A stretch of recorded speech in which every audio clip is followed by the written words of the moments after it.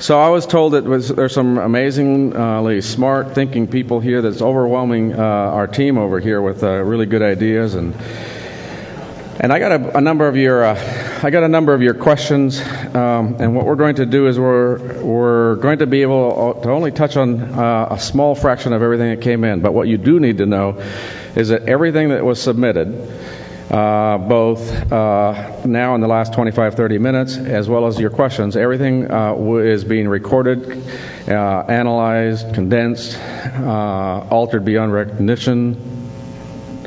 They're working. No, it's all being captured, and so you'll be able to see streaming on YouTube tomorrow, and I guess we're going to get an address for that, and you will also get a synthesized report and everything like that. Sherry, why are you laughing? Okay, so Mary. Yes. You want me to do the first one? Yeah, I'm going to ask the question, and let's see what.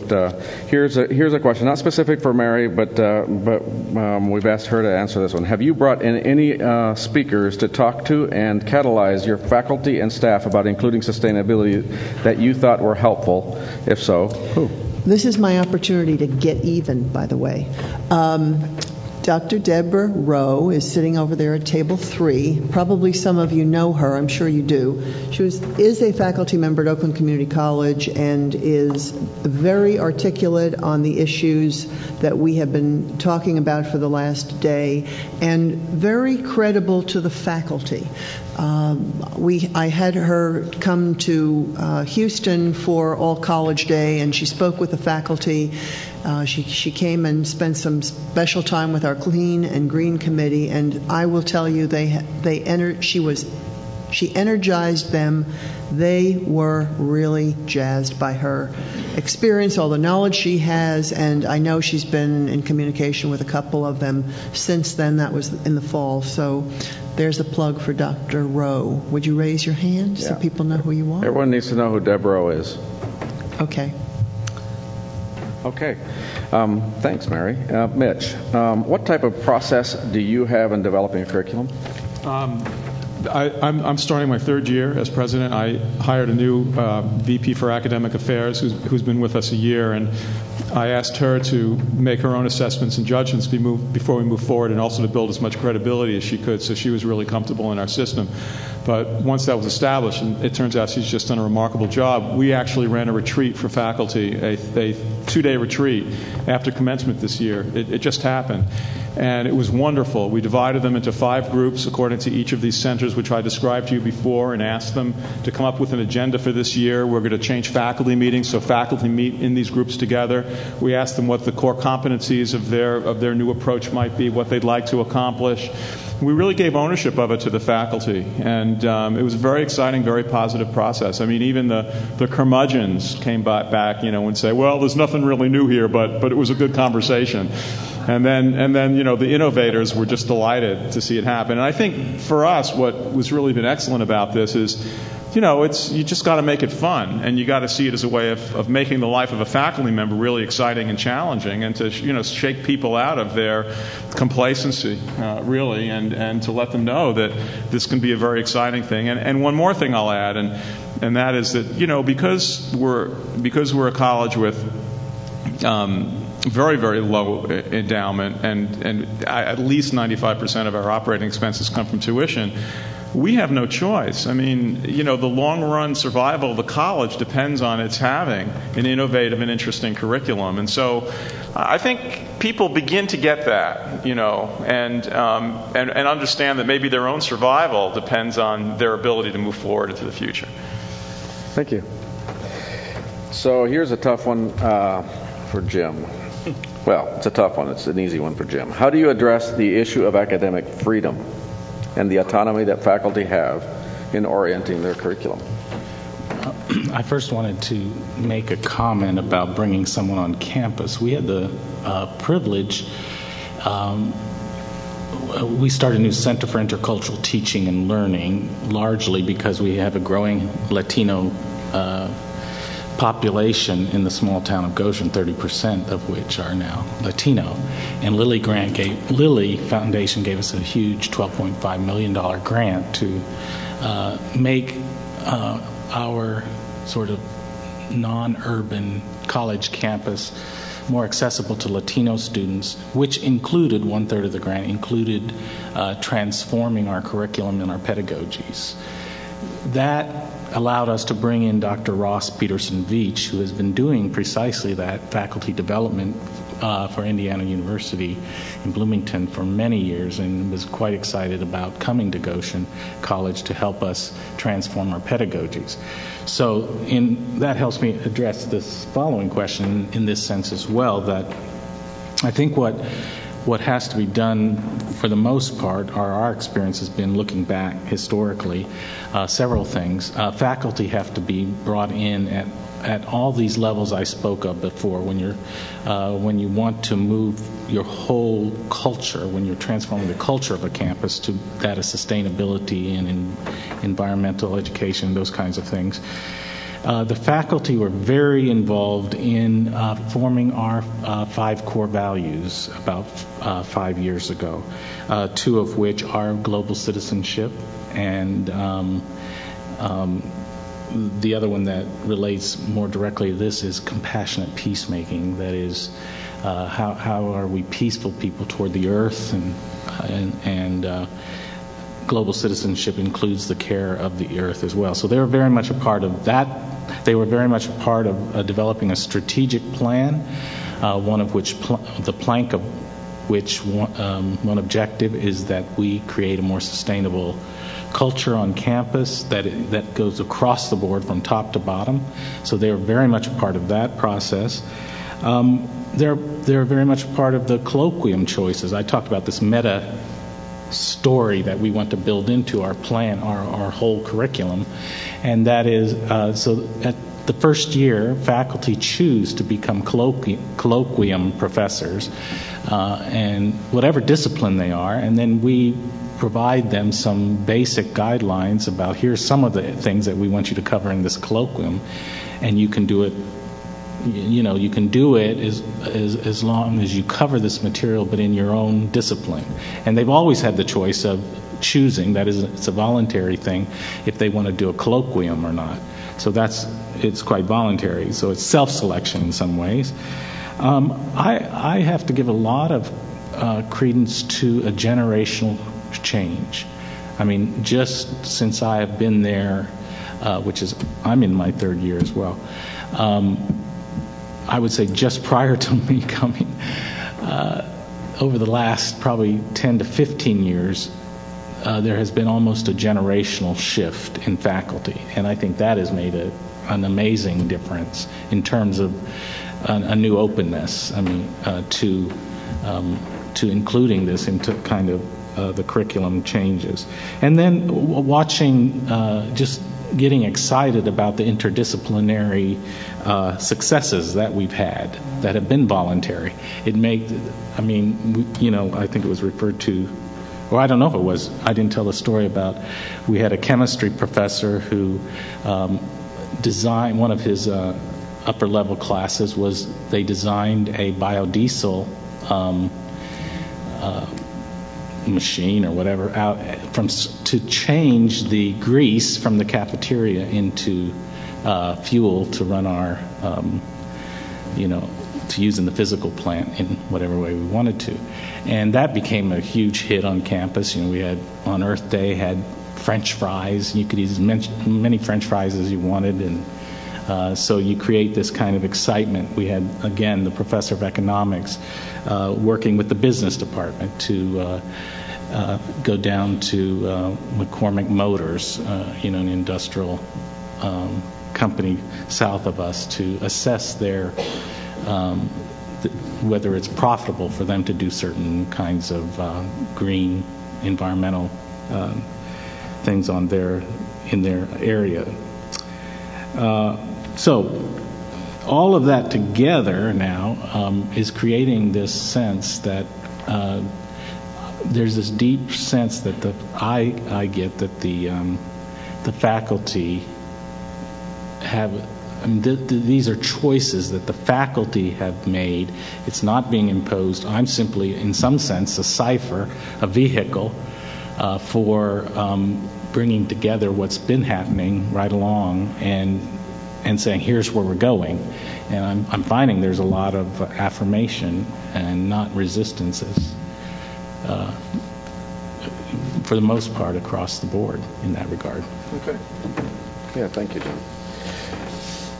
So, Mary, when integrating interior design students into facilities development, how does this turn into credits, and how many faculty and/or facilities people are involved in the project?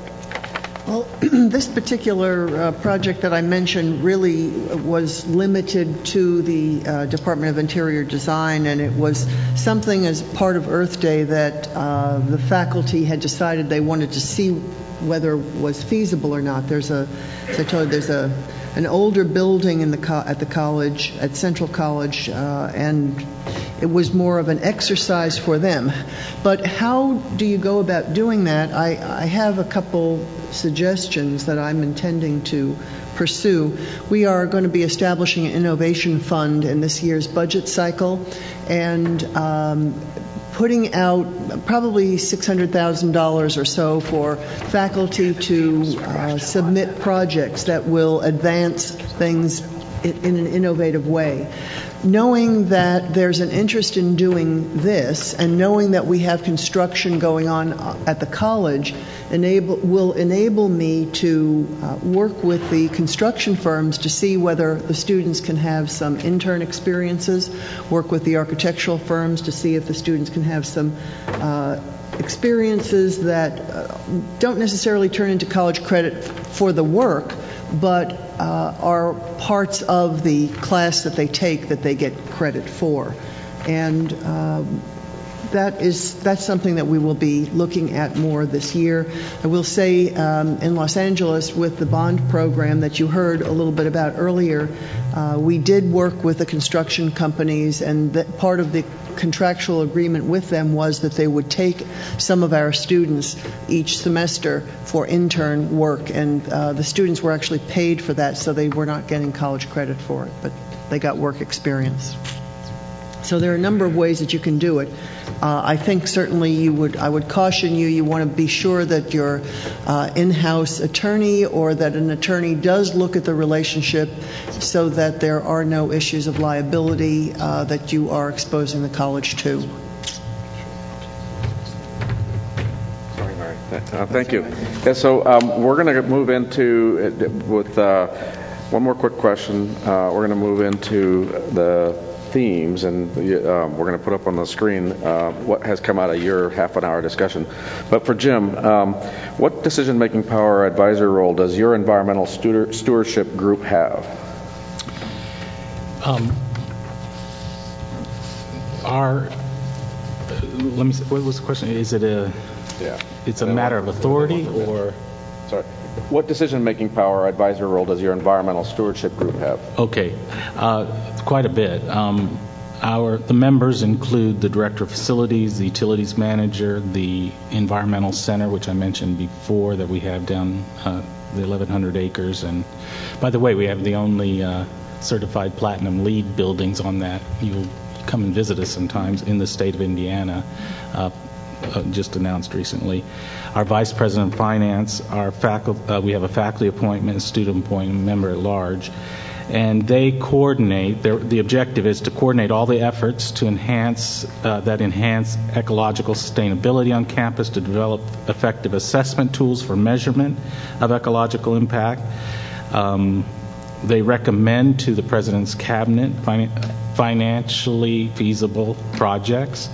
They promote stewardship of resources, that is best practice. They recommend long-term and short-term institutional goals. And we invite anyone on campus to submit ideas. They have a long, long list of ideas that come from students, you name it. They audit our carbon footprint. They analyze and review all proposals that come, and then in some sense vet them, and then they present them to the president's cabinet. They also advocate, we have faculty there that advocate sustainability foci throughout the curriculum, so specifics as to what we can do.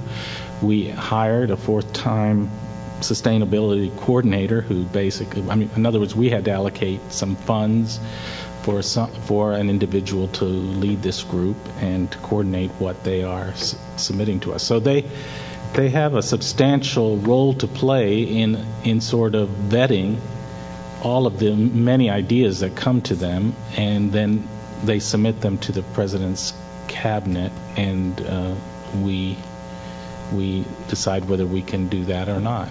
And so that's helpful. Great, thanks, Jim. And Mitch, you had one more point. Yeah, the last point I want to make is there's a question here about, I don't know if you can hear me, if this is on or whatever, but I'll speak really loud. There's a question about sustainability and job descriptions, and also about how you affect this process of transformation. One of the best things we've done is put sustainability into job descriptions. And what we've done is there are 6 pillars of sustainability. There are 6 ways you can do it. One is you could be looking at energy. The second is you can be looking at food. A third is you could be looking at materials. A fourth is you could be looking at governance, which is one of these sort of underlooked areas of sustainability. But how do you have a sustainable organization if your governance isn't sustainable? A fifth is wellness, which has really swept the campus, and a sixth is academic programs. So you have things like there's a wellness committee on campus. We're seriously looking into banning smoking on campus. This would be a radical thing to do, but that's built in. That's part of the job description. During graduation, we had 90% local foods. We had a very green graduation. That's built into the job description. The facilities and maintenance people love it. They absolutely love it. It gives a purpose and meaning to their work. It really does. So this has not been a problem for us at all, as long as it's done in such a way that you're not adding to the work burden. And you are all making it educational. And that's, again, the whole pedagogy question once again. Integrating staff with faculty and students is the way to go. Thank you. So we're going to move into then the part about the themes. I'm going to ask you, however, first to help me thank this wonderful panel.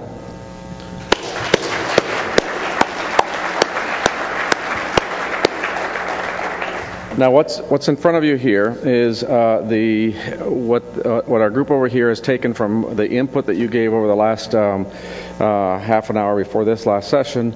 And I'm going to read through it real quickly. Remember, this is all going to be synthesized and made available to you afterwards. But I think it's a good chance here for us to go through this real quickly. So, under the success question, do place-based education, that is, orient or curriculum to focus on local community and use buildings and local ecosystem as teaching schools. To second, connect the disciplines. How do they relate to each other, providing an interconnected educational experience? Teach and use collaboration across disciplines, departments, communities, private and public sectors as a fundamental component of sustainability. To utilize educational experiences to inspire active engagement, residential hall, eco programs, connect generators to exercise equipment, power funneled back into the grid, do a seminar which includes skills on how to influence people and how to adopt sustainability practices. Also to offer faculty workshops to encourage them to orient teaching towards sustainability. I would add to that that it's not only faculty, but it's also the administration. And then we have a gem that came out. Sustainability is the reorientation of our personal and institutional thinking. That came from you folks. The next one, and the engagement. So the theme being engaging everyone in sustainability education. Students are key. Faculty will listen to students. Have the students drive it. Ask students for critiques on administration and educational programs. Develop a clear strategy for engaging faculty. Develop reward and recognition programs. Make sustainability a part of the job description. Mitch. Have students evaluate sustainability education. Conduct faculty development workshops. Encourage interdisciplinary research and teaching. Engage the administration, integrate sustainability into the mission and vision, create a sustainability council, include in the campus master plan, set positive examples, include in the job descriptions and reviews, and create opportunities for them to share what they've done. And the gem here is interdisciplinary team-taught courses get faculty teaching each other across departments outside of their silos.